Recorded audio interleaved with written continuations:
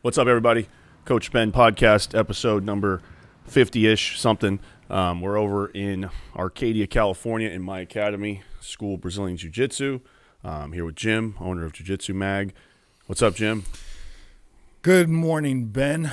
Good afternoon now. Dang, we're in the afternoon. It's windy outside, and I'm having second thoughts of being here rather than at home, which, that was my segue to our topic, is the changing your mind. Like, what is it? How have you changed? You know, kind of question to you guys and a question to you, Coach. We could talk about it. And the importance of being able to change your mind and recognizing change and, you know, the growth that comes from it. So Coach, how would you say in the last 10 years you've changed your mind on a particular something? Okay.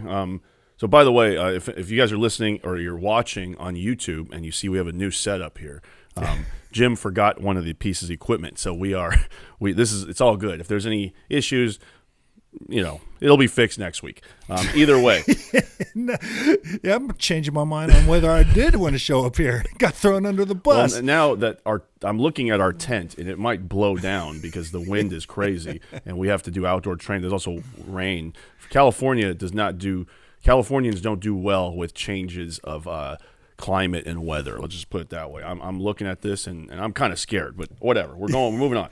Okay, let's start real quick, Jim. So I had written down some notes for this. Okay, it was a question. It's something I feel people need to hear, and let's just start with, like, why is this important, right? Like, why, before we get to our personal anecdotes, why is changing your mind important? And you know, I want to take accountability of this topic because the old me was very stubborn, and I wouldn't say, when I say old me, I just mean like it could be me yesterday, it could be me, but it's probably like more me 10 years ago, right? Mm-hmm. And I slowly evolved this thought process, and changing your mind goes beyond just jiu-jitsu. Jiu-jitsu, I think it's very important to change your mind because it's a problem-solving endeavor, but changing your mind, why is it important?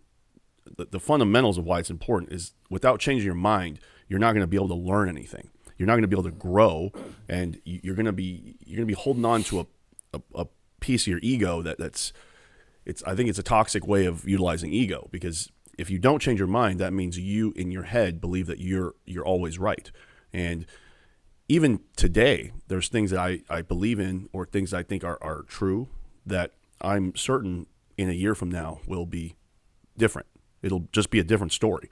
I'm going to change my mind tomorrow on stuff that I probably said today, and I think it takes humility to admit this. And one of the reasons that we want to change our mind is to build up some humility. If we can change our minds on things, then we also are better at taking in new information. We're better at taking criticism, right? If you criticize me, right, about, let's say, my jiu-jitsu game, and I take it as an offense, right? I'm like, oh, well, what does this guy know? His guard's not better than mine. I beat him in training, but it doesn't matter. I could beat you in training. I couldn't beat. Who cares, right? If a white belt told me, hey, this is probably not something that a white belt would do, but let's say if one of my white belt students said to me, hey, Ben, hey, Coach Ben, I noticed that you do this with your guard, but if I do this and it seems to help me better, right then and there, it would be easy for me to say, well, you're a white belt, I don't know what you're talking about, and just dismiss that person.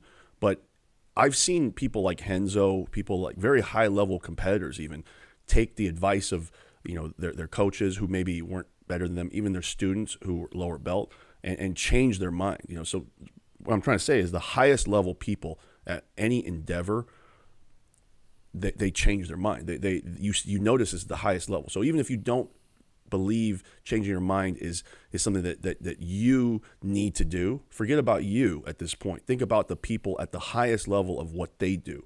Elon Musk, I guarantee you he changes his mind all day. Jeff Bezos, I think there's articles online about interviews of him changing his mind. So that's I just want to cover why is it so important? Why do you think it's so important, Jim? Well, I totally think it's important because it's a very significant piece to a larger way of thinking. Yeah. And, one of the was it Thomas Edison invented the light bulb, and the story goes he figured out how to invent the light bulb on 100 tries. This is a great story. 100 tries, 101 different tries, whatever. And someone asked him, well, so you wasted 99, or you failed 99 times, or you wasted your time on 99 of those attempts to invent the light bulb? And he says, no. I learned 99 different ways of why a light bulb won't work. Yeah. So he learned. And through each one of those, try 1 through try 5, he's changing. He's constantly, he's forced by universal law to change. I think important there is he wouldn't have figured out the light bulb if he didn't figure out those 100 ways not to do it, so it wouldn't work. And I think this is why there's a big difference between complaining about something and pointing out a problem. Oh, man. And I think pointing out problems is very, very valuable, because when you point out a problem, that is the first step to a solution, right? So if somebody points out a problem, maybe you don't have to change your mind. They might not be correct, but you should at least self-assess or assess the situation a little bit. Like, why does this person have this opinion? If you deduce their logic down and they're crazy, then okay, then we can maybe dismiss it. But you don't want to dismiss something based on just it doesn't jive with what you think. If you think that, let's say, let's use a jiu-jitsu example, right? So maybe like 3 or 4 years ago, I was not big on deep half guard. So when I saw my students play deep half guard, I did this sometimes too, is I would tell them, hey, we don't do that. We keep our distance, and I don't want you to play that because it's ineffective. That was a very closed-minded way of thinking about it. And my intentions were not bad, but what I didn't think of was individualization, right? Maybe this student likes that deep half guard because it fits well with their game, or their body jives with it. And just because it doesn't work well for me doesn't mean that I have to impose my worldview on them, right? So I would tell people, you should do it this way because I do it this way. Essentially is what I'm saying. But what I should have said, as a coach, as a teacher, is, hey, I like what you're doing. I do things this way. It works for me. I see what you're doing. If it works for you, I'd continue, maybe even show me a thing or two about what you're doing, and I can even brainstorm it and I can help you. So that's one thing. You asked me what I changed my mind about. One thing in jiu-jitsu that I changed my mind is that there is not one path to success. There's many paths, right? Yeah, we talked about this a little bit. Yeah, we talked. Of course, there's going to be some, here's an example, right? When you look at the world champions, like the best guys in jiu-jitsu, they all have certain fundamentals that cannot be, you cannot be an outlier to these types of things, right? You have to have a decent guard. You have to have a good enough, stand-up game where you're not losing points initially. There's certain things that are universal, but then there's also a ton of variation, right? So being stuck on one way is almost always not the right way to think about it, and not the open-minded way to think about it, right?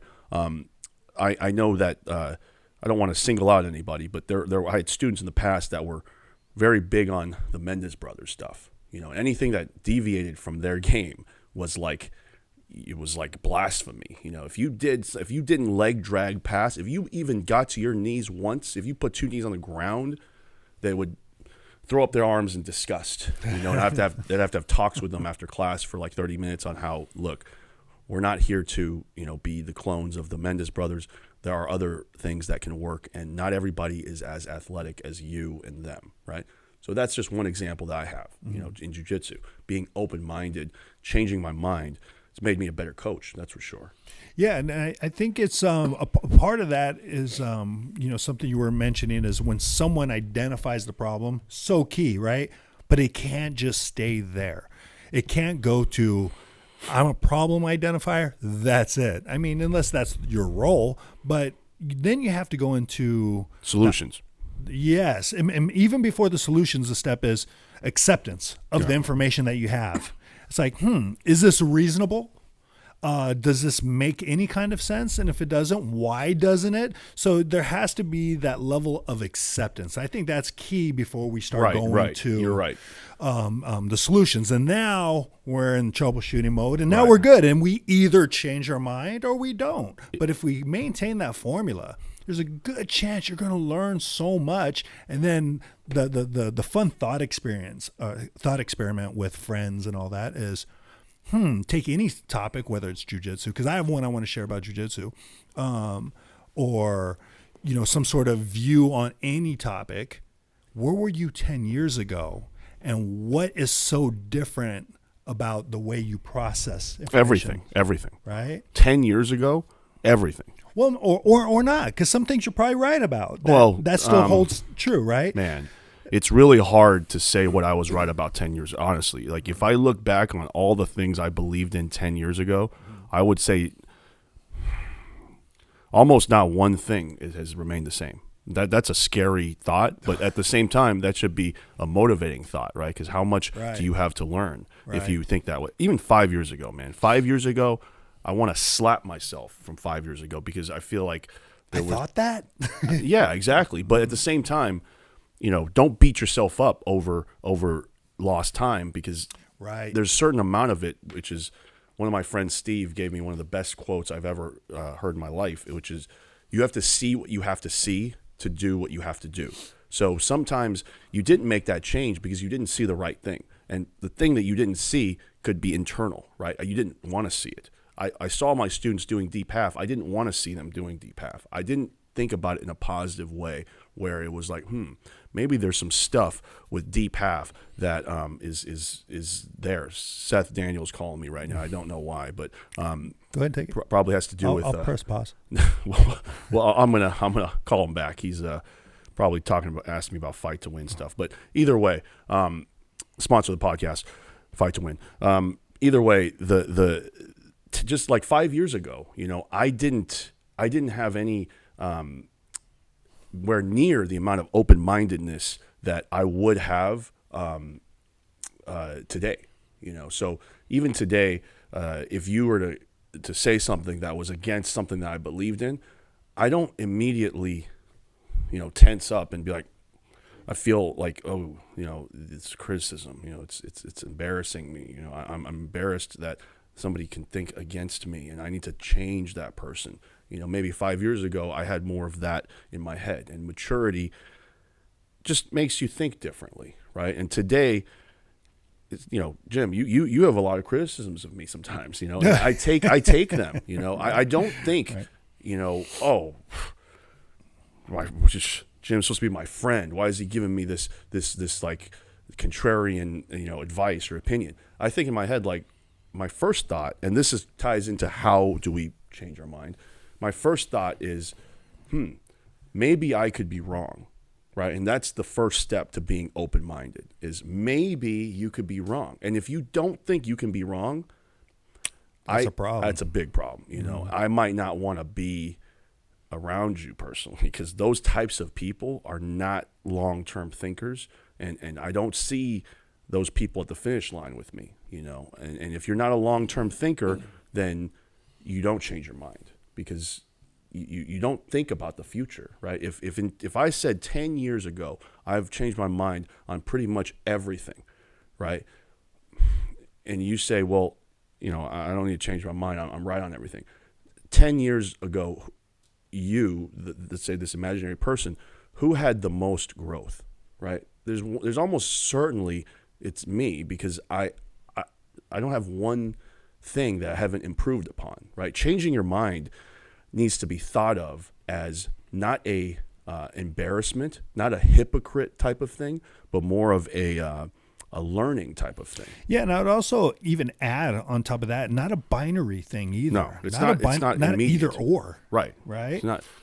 It could be an alteration of your, like, say if I believed in, let's just use a binary example. Let's say I believed in Spider Guard 5 years ago, and now let's say I don't believe in. It's not like that. It's more like Spider Guard. Maybe I didn't play because I didn't understand 5 years ago. Now I still don't play it because it's kind of fallen out of favor in Jiu-Jitsu metagame, and it's very difficult on my hands. That's a different reason why I don't use the spider guard. It's not I don't like it because it sucks, which is maybe something I would have said 5 years ago, but that wasn't the real reason. That was my ego making up a reason so that I don't have to know the real reason. Right. And if I didn't change my mind, then 5 years till that, so now I would probably still say the same. Spider guard sucks because it's ineffective and I can't do it all I that can't great. do it. That's a terrible reason, know. So even if you're evolving your reasons not to, it's still changing your mind in a positive way, And really it takes humility to do this, right? So you need self-assessment. You need to assess, everything that you do. I would do this.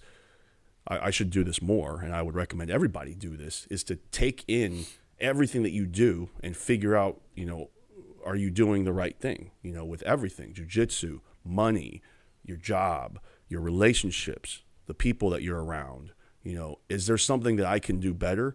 And is there something that I need to change? It's changing your mind could also mean changing like things in your life, right? That's changing your mind, right?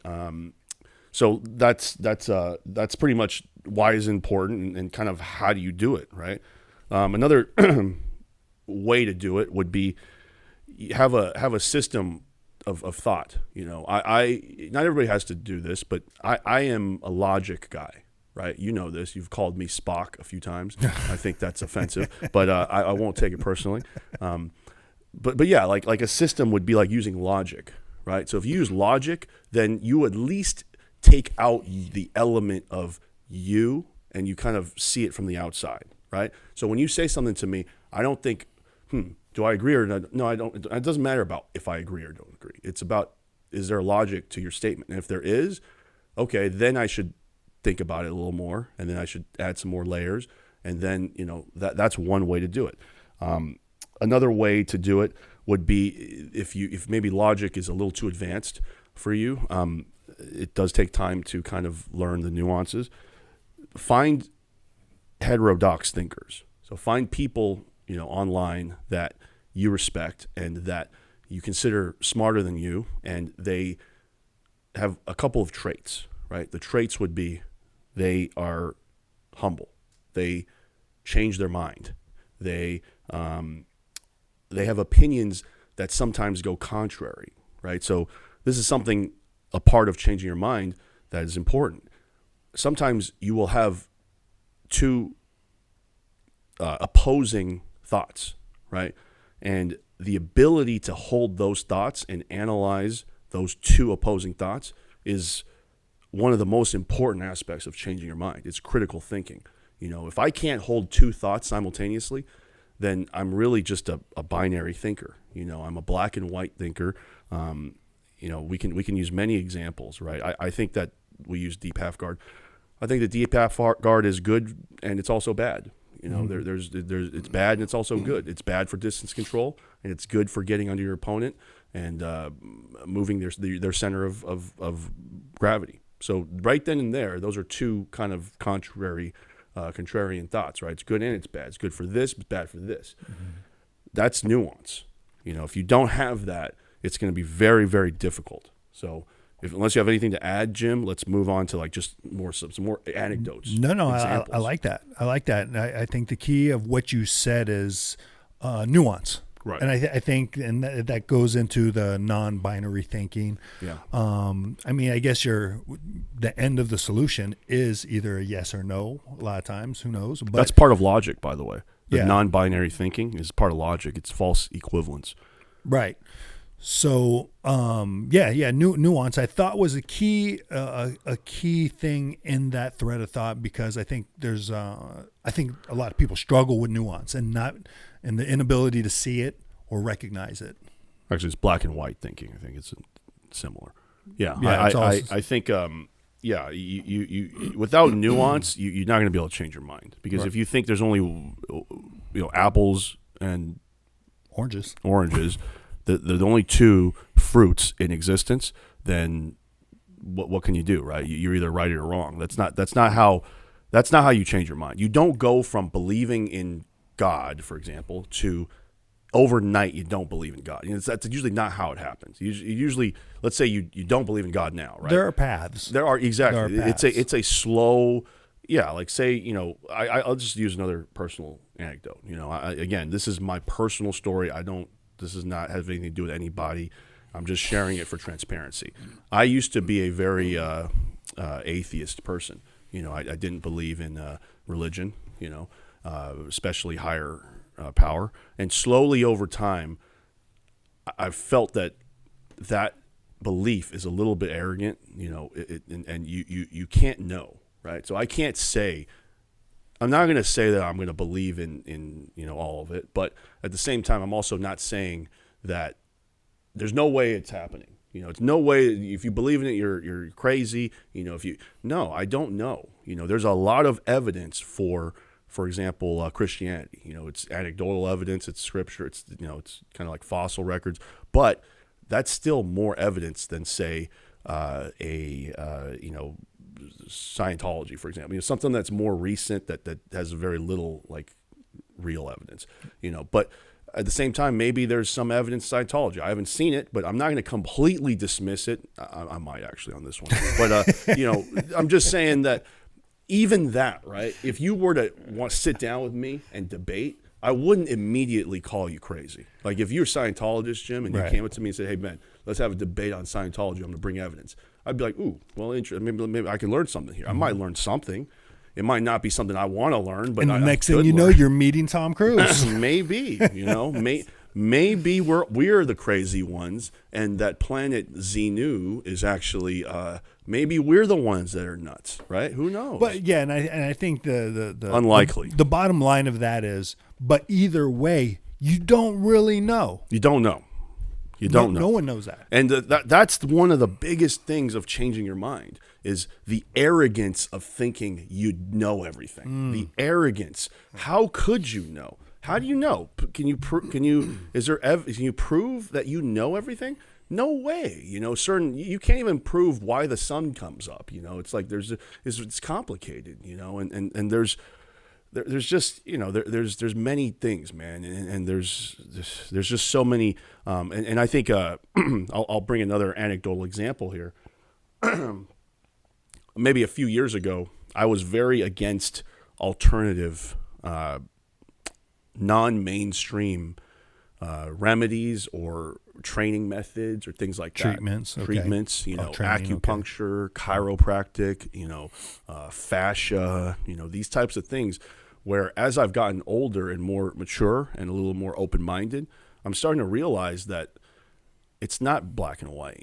I used to think all chiropractic was kind of like snake oil, but that's not true. I know some very good, Dr. David Lee, very good chiropractor. He does a lot of good work, and it's not, you can't just dismiss people with blanket statement. Oh, you're a chiropractor, you quack. Oh, you're a podiatrist, quack. That's not how things work. Just think about that. How many chiropractors are there out there? Probably tens of thousands, I'd say, maybe more, right? Of all those people, do you think there's one chiropractor that's very, very good, very useful, works with high-level athletes, and is successful at their job? Yes, for sure. So if that one person exists, you can't label everybody, right? Right. No, You have any other examples, Jim? What have you changed your mind on? So changing my mind, I think the biggest one for me, especially how it relates to jiu-jitsu, is training methods. Okay. Training methods and thinking that you have to go so hard on every training session, like explosion, 100%. It's like when I've 5 learned, rounds a day. Yeah, like and hard too, hard rounds to where every day you're on the verge of puking type of thing. Yeah, take an easy day, but next day you got to go back. Why did you have that mindset? I think it was just one of those legacy things to where my mindset is always you could always work harder. You could always work harder, period. Where did that mindset come from? It's kind of like remembering, how'd you learn to walk?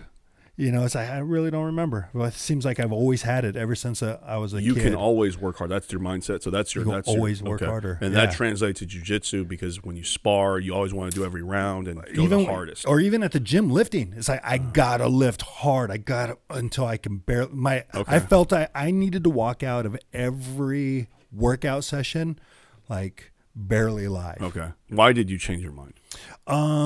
Age. Getting older and then realizing, and then I also on more recently, but sticking with age. So as I started getting older, and not that I feel like some old man or anything, but you start thinking about the mortality of what your body is, what it can do, and the very real consequences, especially when you make your money teaching people and training jiu-jitsu. You have to really consider that if I'm hurt, I can't make money, and I can't give my students what they're really paying for. So you really have to come to there's the identification, right?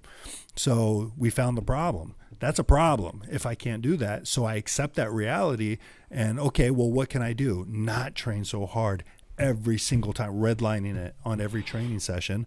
And then I also heard a philosophy, and then I learned a lot from you. But then I also hear, like Faraz Zahabi, he had something. I can't remember if it's some sort of method, but essentially easy work throughout the week. Like just enough to challenge yourself. Easy work throughout the week. But throughout the week, because when you add up all the mat time and all the gym time, you realize that you've logged in more work and more hours over the long Consistency almost always beats short-term intensity and followed by long periods of inactivity, unless you're very elite. Like, and then if you're very elite, maybe you could get away with that. Yeah, well, and he makes a point. He's all, now don't get me wrong. I remember when he said, "Don't get it wrong. I train hard. Like, there is a time and place for that, especially in a training camp. There is a time and place for that.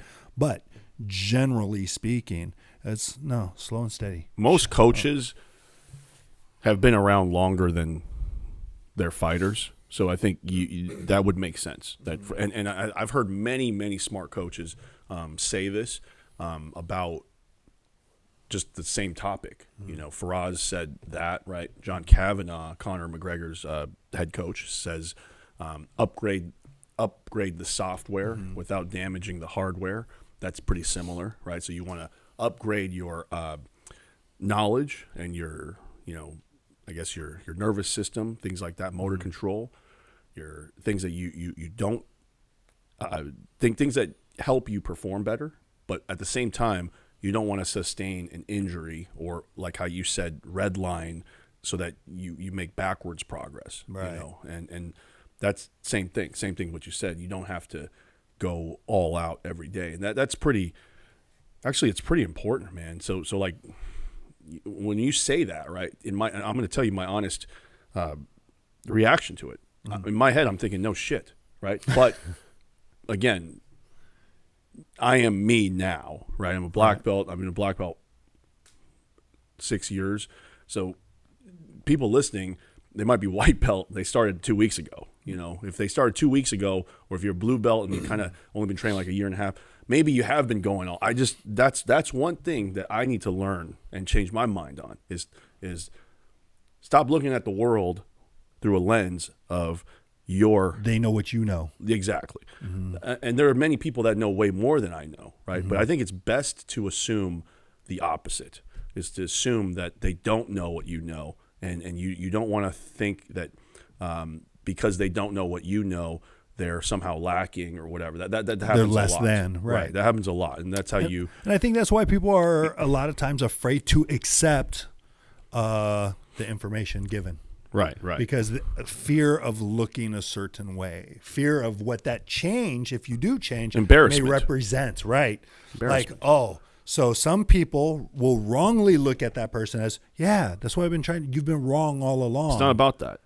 It's like, well, yeah. Actually, it is about that. I think if you look at it, so let's just say what you just said, right, Jim?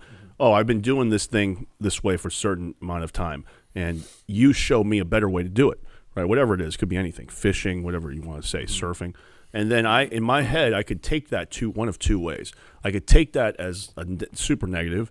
I wasted all my time doing this, And I just should have, damn, why didn't I know sooner? And then you maybe even discourages you and you give up, right? You could take it that way. That's probably not the way I would recommend taking it.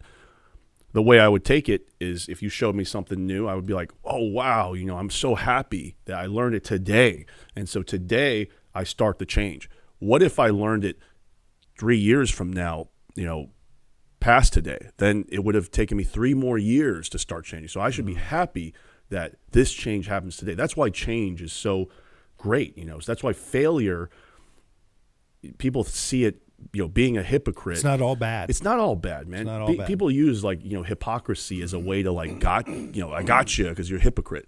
I love when people call me out or find out that I've been a hypocrite, because you know what I do when those situations happen? I tell them the truth. I am a hypocrite. I changed my mind and I've learned from it, and I was wrong then, and now I have better insight. I'm not going to say I was right. I'm right now, but I was wrong then. And thank you for pointing that out. If your goal is to embarrass me, I'm sorry.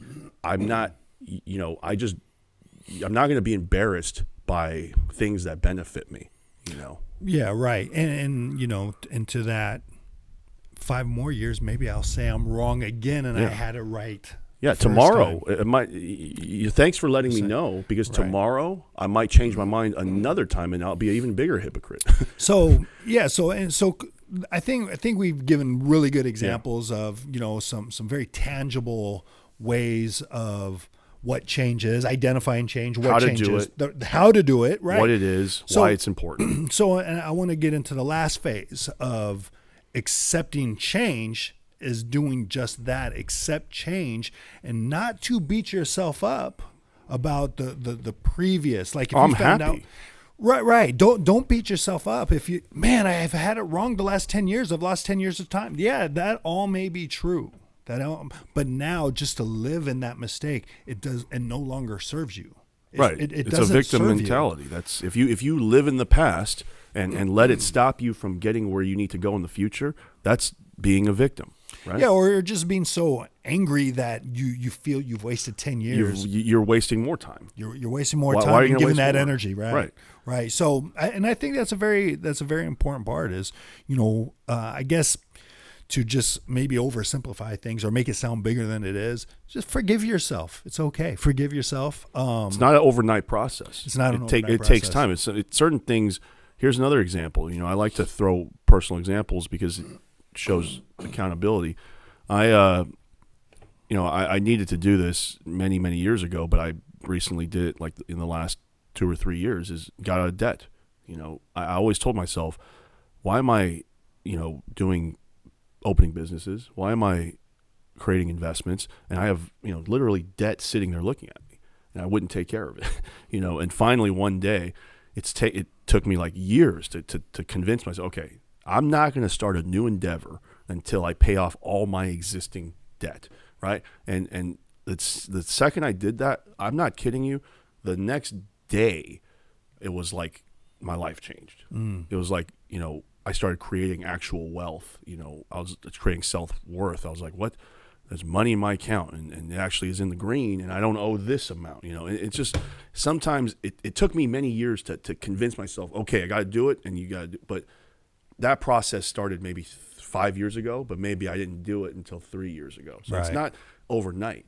Sometimes you need to be, and this is the last thing I'll say about it, is you need to be around either the right people or you need to be in the right headspace. So I was, man, this is such an important point. I hope we don't go another 30 minutes on just this, but being around the right people will create the right change. When we started doing this podcast, we were both making a big change. We're committing time. My old self was around a lot of people who had a lot of immaturity, victim mentality. They had a lot of complaining, a lot of blaming, and I once I separated myself from people like that, I attracted people who had the opposite mindset, or actually I still attracted the same types of people, but I just knew who they were now. I have I was changing my mind on who I keep around me. And when I kept the right people around me, you kind of fall into the habits of those people, right? So if you're always around people that you consider to be more successful than you in certain aspects, whether it's jiu-jitsu, money, whatever hobbies you have, relationship, maybe that they have a great father, and you want to be a great father. Like that's change. Changing the people around you, I think is one of the most important things to create change. And also kind of self-selecting the people out of your life, like the people that they're creating an inability for you to change. If there's somebody in your life, hopefully it's not somebody you can't get rid of that is not allowing you to change. Yeah, they won't let you. I don't know what to say in that situation, but you got to distance yourself. Maybe it doesn't happen overnight. Maybe it's a family member. But at the end of the day, you only have one life. So what are you going to do? Are you going to live for them, or are you going to live for you? Because if you can't take care of yourself, then you're enabling that person to do what they're doing to you, and you're harming them. So now you're taking two souls, So I think that's such an important point of changing your mind, is to be around the right people. That it's a cliche, right, to say like-minded people. It's very cliche to be just be around it's easy to be around like-minded people, right? It's easy. I'm not telling you to just discard everybody that doesn't agree with you and bring in people that are like-minded. What I'm saying is that there are certain people that are beyond, toxic to you. And I've had many of those people in my life, and they stopped me in the past from changing my mind. And it's not their fault. It was my inability to create change in my life that enabled them to exude that control over me. And when I got rid of them, I gained that control back, and many things changed for the better. And that's a slightly different topic, but it is important to how you change your mind. Sometimes you can't if you're in a tribe, for example. If you're in a group and you're in a herd, you can't change. Well, it's harder. It's harder, right? It's like, well, I can't. The social circle might not accept me. So and that might be true. Maybe that's not the right social circle for you. There you go. Yeah, very important. Yeah. So there it is. That was a very actually good discussion. Way to close that out too, with identifying the circle of not even being outside of yourself and the people who are around you that influence you. Put that in check. When I mean put that in check is assess if everything's good. Is your circle something you aspire to be? If not, why is that? How can that help you make those changes? Like Tupac said it best. Changes. We got to change the way we eat, got to change the way we think.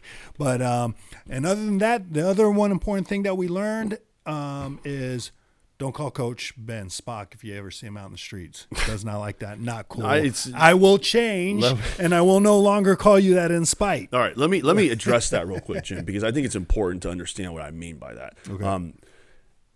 You didn't do this, right? But there are people who, like, I'm very logical in my online life. I don't let people get away with BS. If somebody says, like, if we're having a discussion on, let's say, a topic, right? Somebody becomes illogical, very just using like very poor logic, right? I'm going to call them out on logic, right? And so one of the common defense mechanisms for somebody that overuses logic, maybe it's me, is to call them Spock, is to make Star Trek jokes. And you know what the point of that is? You know why people do that, Jim? It's to silence you, because they're trying to embarrass you. They're trying to shame you into, well, I'm not Spock. I don't give a fuck. Like, you call me Spock, I am Spock. I love the guy.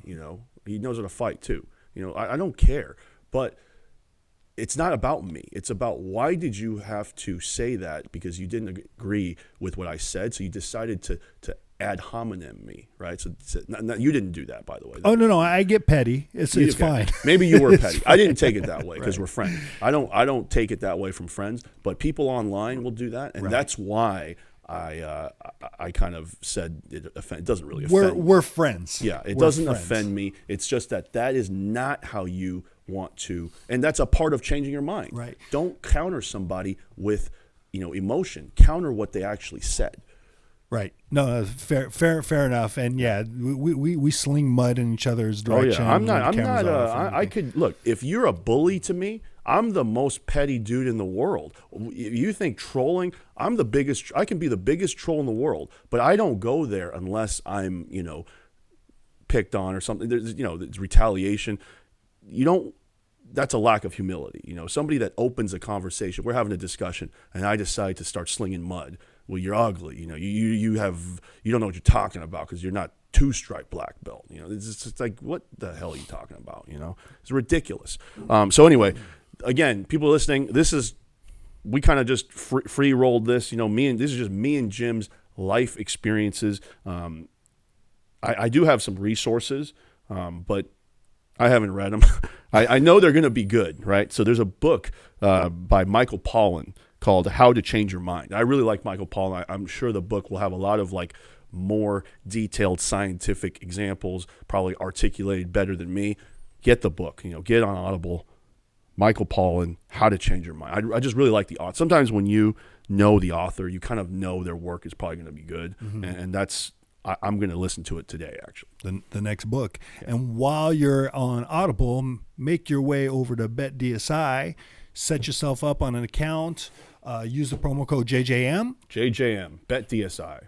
And there you go. We're about to do another draw on the line. Yeah, so we're going to do a betting show. So, yeah, thanks for joining us today. Coach, thank you for your thoughts. Thank you, Jim. And your opinions. And, guys, we'll see you on the next one. Thanks. Change your mind. Change.